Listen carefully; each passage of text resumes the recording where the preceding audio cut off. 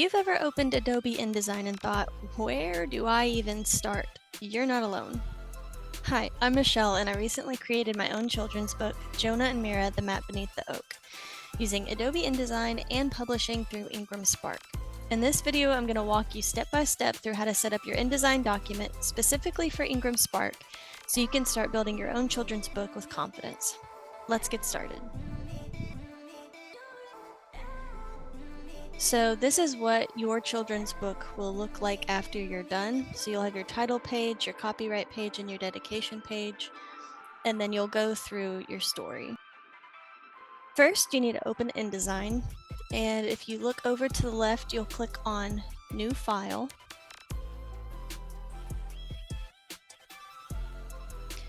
So here I'm going to name my project. Let's go ahead and name it InDesign Children's Book Tutorial.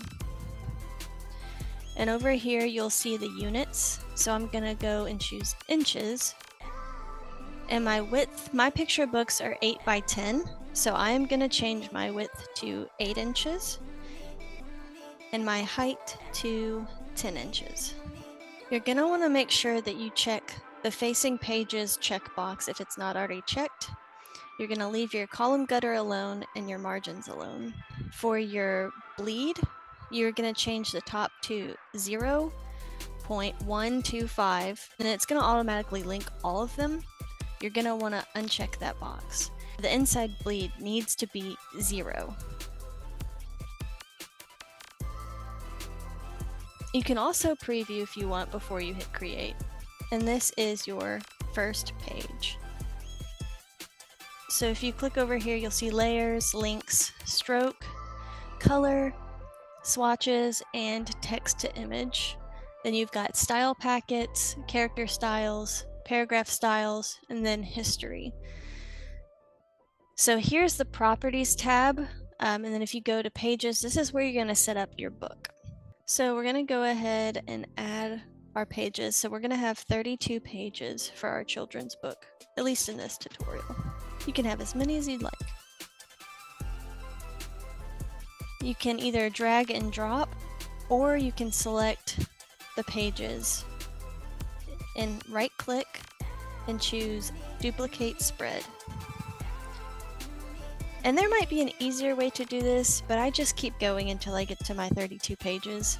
But the last page will be a single page, not a spread.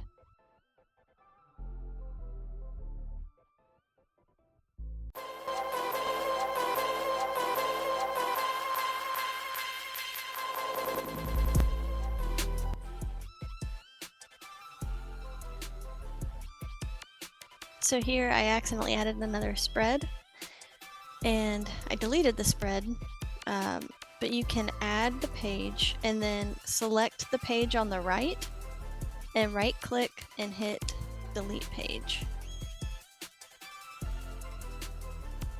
And now you have your layout for your picture book. So now what we need to do next is we need to add some content to our pages.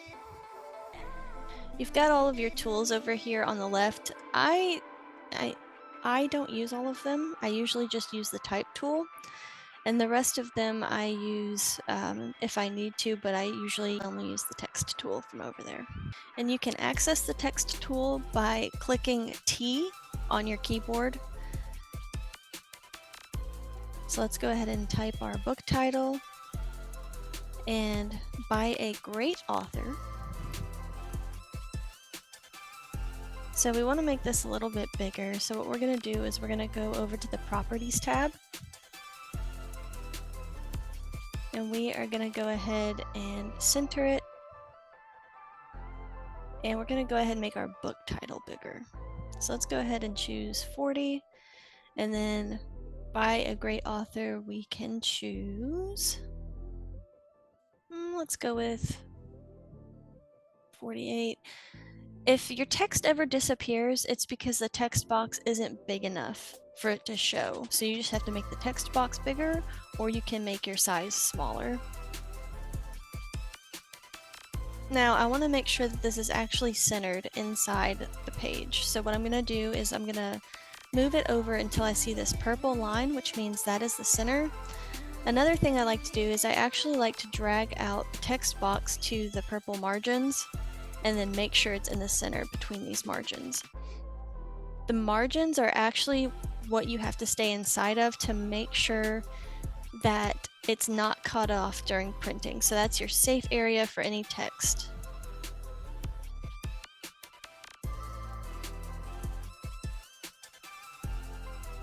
And I put that on the very last page, but all you have to do if you mess up is Control copy, or you can right click and hit copy. So I would recommend deleting it after you copy it and then pasting it on that first page.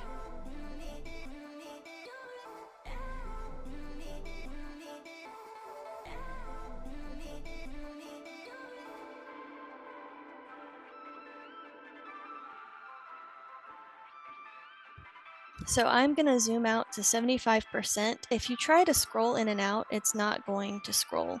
You have to use that dialog box in the bottom left to change your percentage. So let's go ahead and place our first image.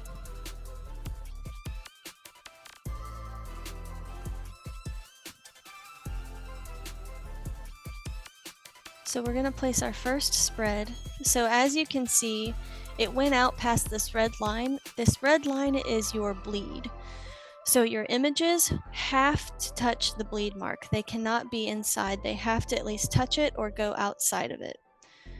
If you don't have it spread all the way out to the bleed, then it is possible that your image is not going to print correctly and you might have a white space or your image might be distorted. So once you move it to your bleed, you're going to want to right click on the image and go to fitting and fill frame proportionally. You don't, or fit content proportionally. You can do either or to make sure your image fits. If you see that your images are pixelated, you're going to go to View, Display Performance, and High Quality Display. So the default is always going to be standard, which is always very pixelated, so don't freak out if you see your images come in very blurry. So you're just going to click on that high quality display. Let's go ahead and add some text. So I clicked on the T over there on the left, or you can use the T on your keyboard. So the text that we put in here is pretty dark, so let's go ahead and change the color. So let's go ahead and change it to white for now. That way we can see it. We can resize the text box and move it to where we want, and then we can also change the size. And you definitely want to make sure that your text boxes stay inside the purple margins. This is your safe space for text.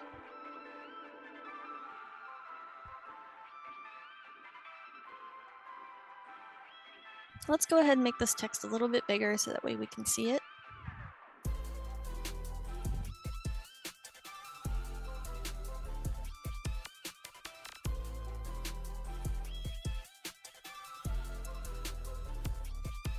This is your gutter right here in the middle.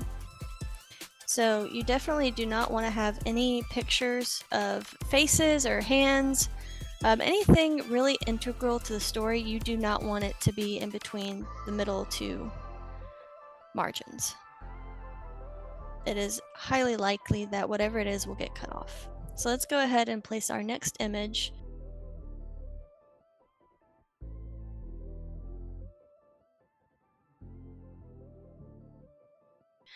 So this is not going to be a full spread. This is actually just going to be a single page. So what we want to do is we want to look at this gray line, and we want to make sure our image lines up with that gray line. We don't want it to go over and we don't want it to go under. So we're going to fit the content proportionally to our frame. And let's go ahead and add our second picture. So we're going to click off that picture, go to File, Place, and select our second picture.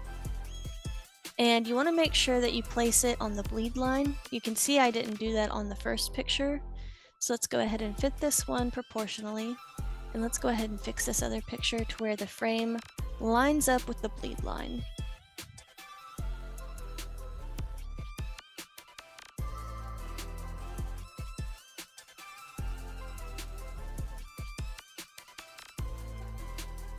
And then we're going to fit that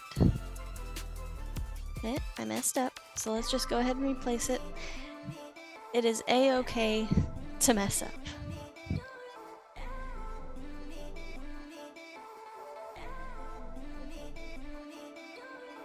So we're gonna fill the frame proportionally, and then we are going to double check to make sure that we are on the gray line.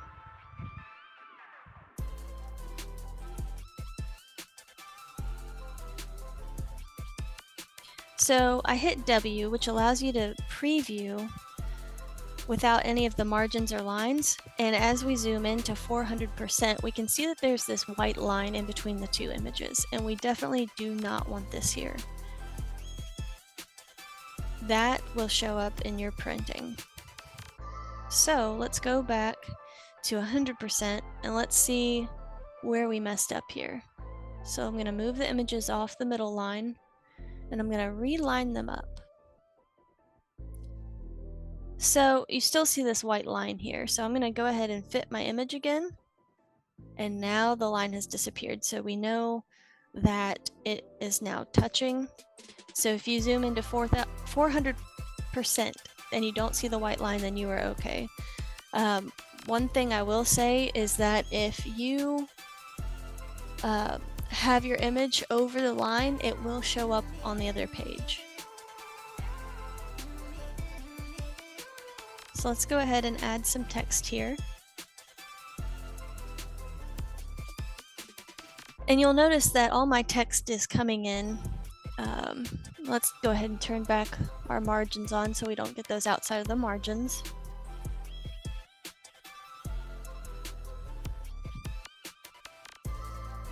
So my text is still pretty dark.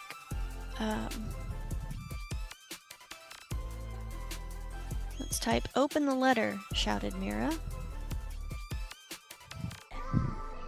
And what we're gonna do is we're gonna select this and we're gonna change the color.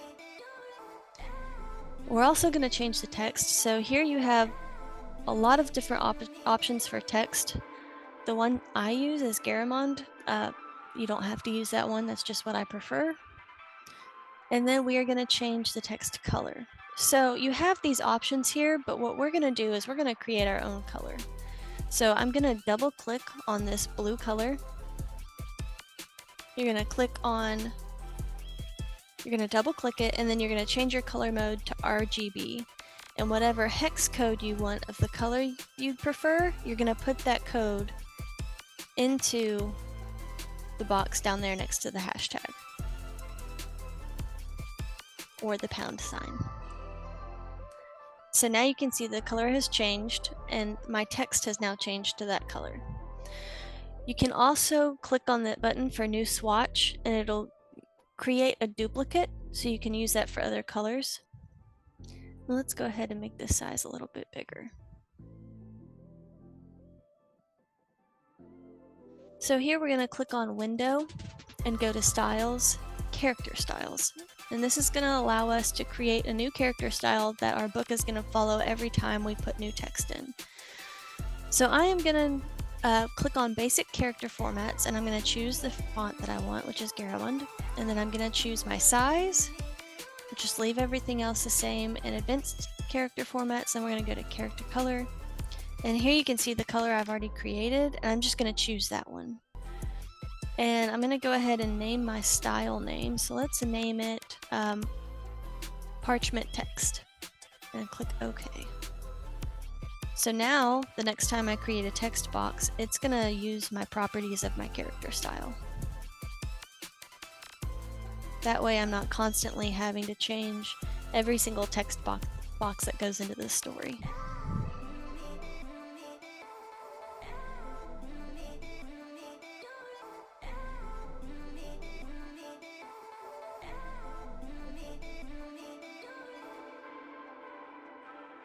So now the text is now set to the correct color every time you add a text box. So let's say that you've got your layout the exact way you want it. You can either hit Control L or you can right click on the box after selecting it and lock it. That way, nothing you do to that page, you can't do anything to it. So I can still move the text box around on the other page, but the one that is locked is now set in stone. I can always unlock it, but it is safe from any accidental editing. Another thing you want to do before you export your PDF is you want to make sure that all of your images are CMYK if you were planning on printing it. If it's an ebook, you're going to use this. So this is for printing. If you were going to make an ebook, it would be RGB. So let's go ahead and go to File, Export. You're going to pick Adobe PDF Print. And I've got it preset. So what we're going to do is we're going to pick PDF X1A 2001, compatibility Acrobat 4. You're going to make sure you have it set to pages. You're going to uncheck anything under options if it's checked. And then for compression, you're going to choose bicubic downsampling to 300 for images above 450. And that's going to be the same for the rest of them. The only thing that's going to be different is the monochrome images. Those are going to be bicubic downsampling to 1200 for images above 1800, and the compression is going to be the CCITT group 4. You are going to want to have compressed text and line art checked, and crop image data to frames checked. So now we're going to go to marks and bleeds, and you want to make sure you have all of the checkboxes under marks unchecked, and the bleed and slug you're going to use document bleed settings. For color conversion, you're going to select convert to destination, preserve numbers. Destination is going to be document CMYK, US web coded SOWP version 2. And then your output intent profile name is going to be the same thing, document CMYK, US web coded SWOP version 2. Advanced, your transparency flattener needs to be set to high resolution. I have some transparent images in mine. You need to make sure you have the flattener. And then the other two, security and summary, you don't have to change anything on those. So after you have all those settings, you'll click export. So now we've got our PDF exported. And you have your book title, you've got your 32 pages, and then it's not going to be a full spread across the page because you want it separated 4 pages, because this is how IngramSpark reads your book. So you have it set to facing pages, so the pages that go together will be printed side by side in the book. Thanks so much for watching. I hope this helped make the InDesign setup process feel a little less overwhelming. If you're working on your own children's book, I'd love to hear about it in the comments. And if this was helpful, feel free to subscribe. I'll be sharing more step-by-step videos to help you bring your book to life.